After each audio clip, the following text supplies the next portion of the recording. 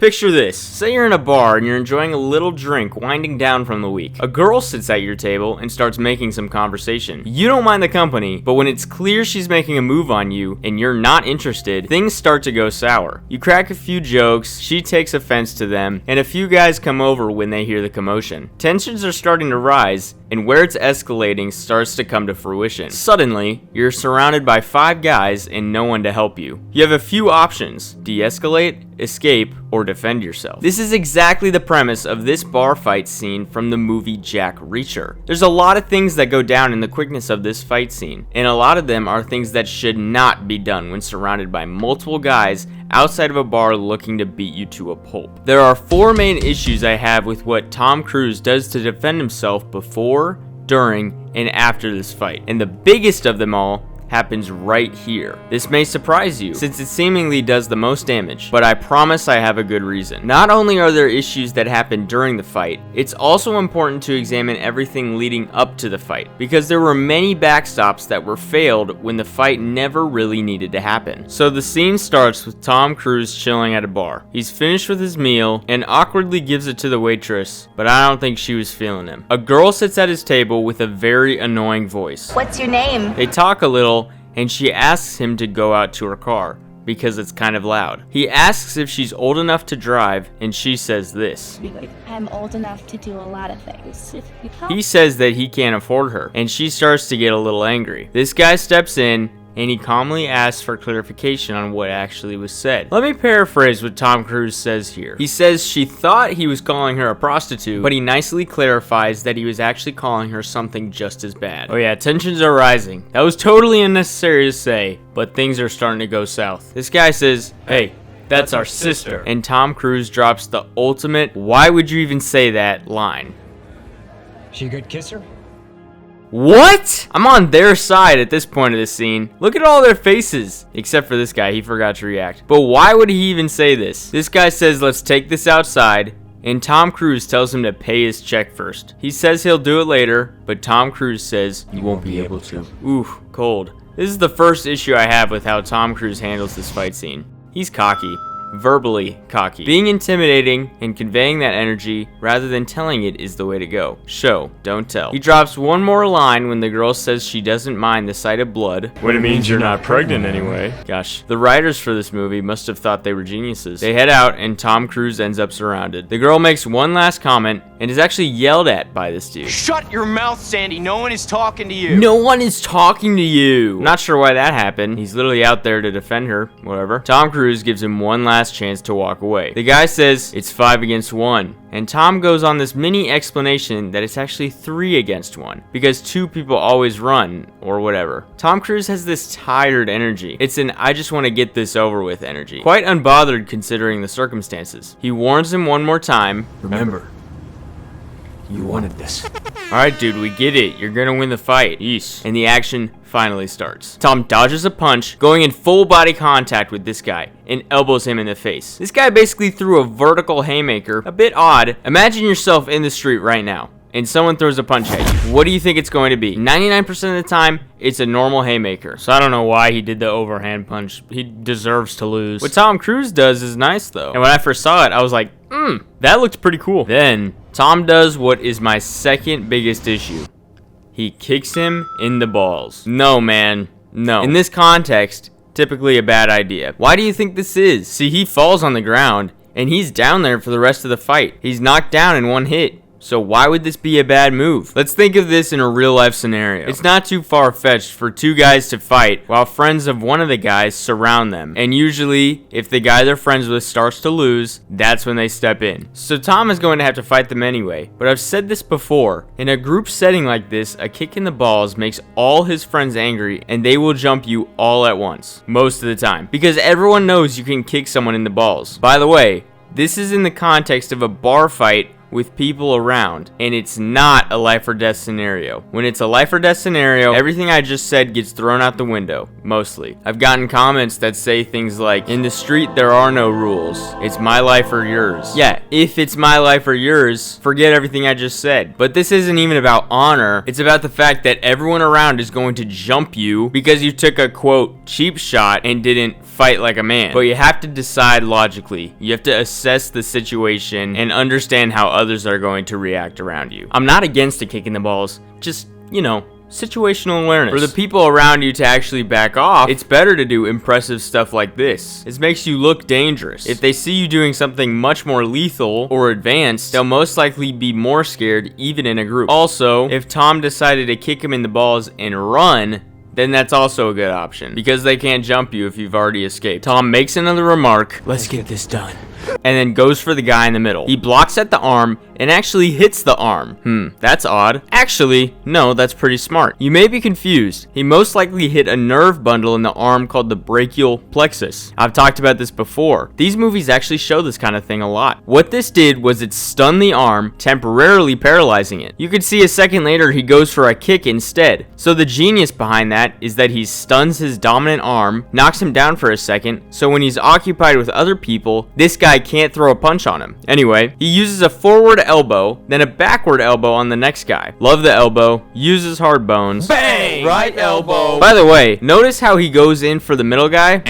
Wrong. This is my next issue, letting himself be surrounded. This is a group of people, and of course it's a movie, so everyone's going to come at him one-on-one, but real life usually isn't a movie. Everyone's going to come at you at once. These three are in line with each other. Tom should have gone for these outside guys, take one on, then on to the next, or backing up and letting them come to him one-on-one. Fighting a group of people is hard, but you can make them go at you in a line, so you could go one-on-one. When moving against a group, what I want to be able to do is create a line. Gives you a way higher chance of success than going for the middle guy. Look, while he takes this guy down, it seems like the other two just twiddle their thumbs waiting for their turn. He also keeps blocking punches. I'll let you know, that's hard to do. Someone using their full force to punch you, and you try to be the immovable object to their unstoppable force. What's better is attempting to dodge or using that momentum to your advantage. Just a little redirection. Kali is all about this. You know, it doesn't take much effort at all to shift a punch just slightly so it'll miss you or lose some power. Not that blocking punches is bad necessarily, it's hard, it's tiring. You know, you don't want to gas out when you're fighting multiple people at once. He blocks another punch, throws the guy into the other guy, hits his leg, which I like, that's a weak point, catches this guy's leg. Notice here, he ran into the leg to catch it. That's gonna hurt a lot more than you think. You want to sidestep with the momentum of the leg, so when it hits you, it doesn't hurt that bad. I move my body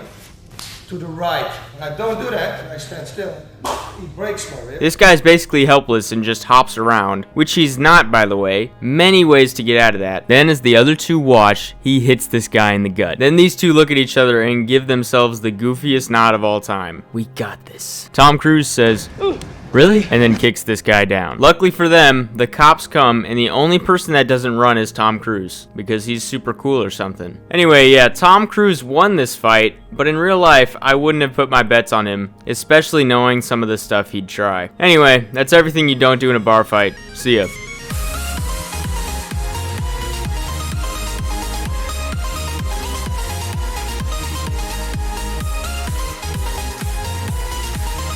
Okay, what should you do instead in a situation like this? Let me walk it through step by step. First off, it starts right here, where you de-escalate. This can just be chalked up to a simple misunderstanding. I don't know you guys, you don't know me. We are strangers, where no personal attack has occurred, yet we are now going to fight. Makes no sense. Tom Cruise did insult this girl, but if I were this guy and heard someone saying these things, I would tell him to go to therapy and leave, because unprovoked insults like that are a reflection of how people feel on the inside. Imagine you say, alright, this doesn't need to happen, let's just calm down and go our separate ways. And they say, yeah, that's what I thought, bud. Yeah, that's what I thought, bitch. Or the word that ignites rage in the heart of every tipsy man, getting called a pussy. If you know you have nothing to prove, meaning you can hold your own, then comments like that shouldn't even make you feel the need to hold back your anger. They should make you feel no emotion or even a little happy, make you chuckle a little. Truly, all you have to say is, yep, I'm terrified, and walk away calmly. Okay, but say you're basically being forced, and de-escalating doesn't work.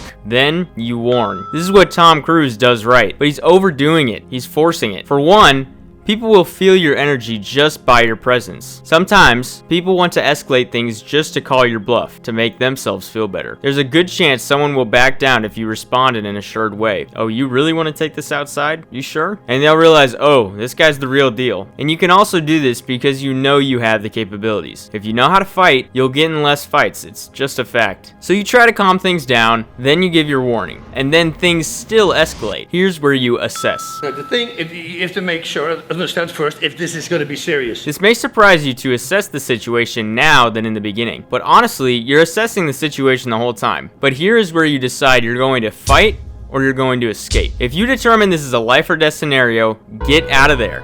If you get out in the parking lot and a weapon gets revealed, you're gone. Leave. This is not worth risking your life over. Even if your pride is hurt, you'd rather be alive. Reacher's situation doesn't seem to be life or death. See, he's surrounded, but it's only set up for Reacher and this guy to fight. And of course, if he loses, then they will step in, like I explained. There's also no weapons. It seems like just a typical brawl to roughen Reacher up a bit. So at this point, you've assessed it's not a life or death scenario, and you don't need, or you don't want, to escape. And you want to go forth with a 1v5. Not sure why you would, but you got to plan for all possibilities. So, we're getting into the action. Here's the steps for the highest chance of success. You'll want to be taking the first guy down quickly. You want to look dangerous. Be crazy, I told my daughter. And like you can deal a lot of damage. So you're gonna go for weak points in the body, and in a context like this, don't make these shots too cheap. You can think about it right now. What would you do? Will it make you look dangerous or not? And if the answer is no, that's where you just learn self-defense, like I've been preaching. You may disagree with this point and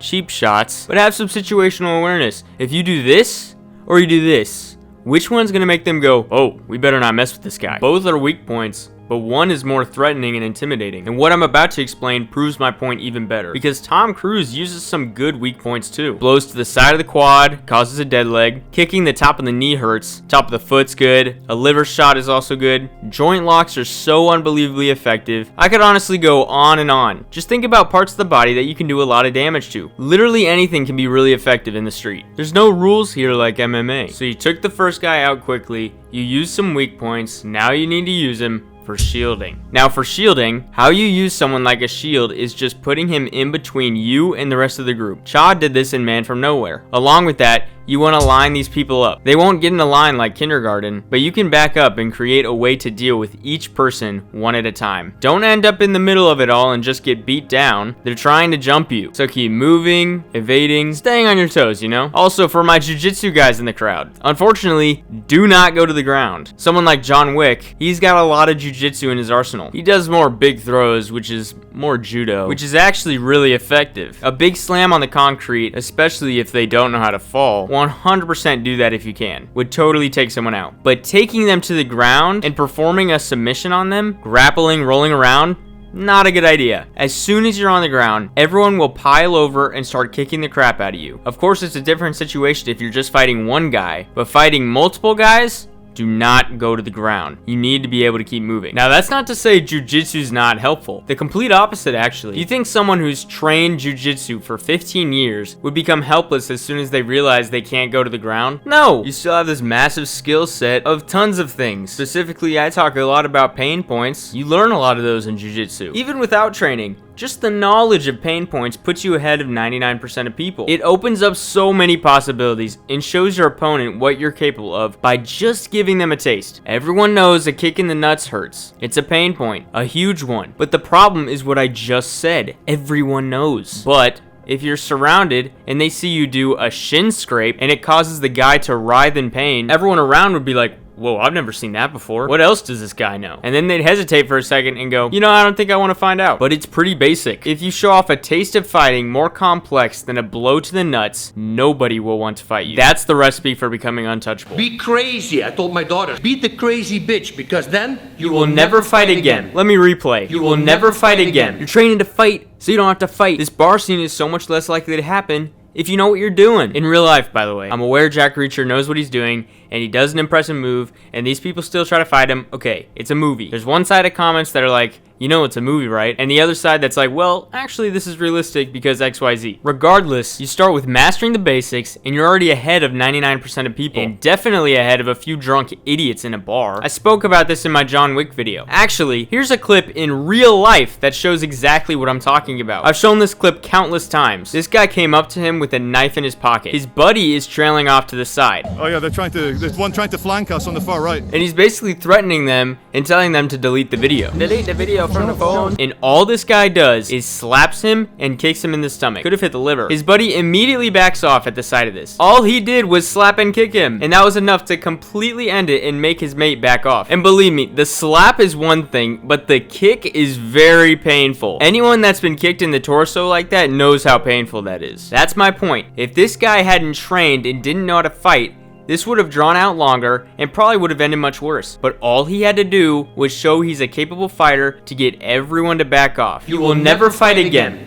You will never fight again. Since I got into explaining how to win a 5v1, I want to circle back and explain that it's best that you de-escalate or escape, alright? Even though I've outlined steps for higher success, at the end of the day, it's 5v1. And even the best would struggle to be the only one still standing by the end. But luckily, like I've explained, if you learn the techniques and basics, you're way less likely to end up in a fight anyway. Also, think about the fact that Reacher gets arrested after this fight. There's a solid chance of being arrested when people get into a bar fight. There's no reward to feel after getting into a fight like this. So think twice before you let your emotions get the better of you. Okay, I think I've made my point clear enough. Let me know if anything was unclear or if you disagree with anything so I can delete your comment. That's a joke. If that joke was unclear, let me know so I can delete your comment. There's another fight scene in this movie I really like, particularly one move Jack Reacher uses in it which is pretty powerful in real life. I'll make a video on that sometime in the undisclosed future. New video soon. Peace.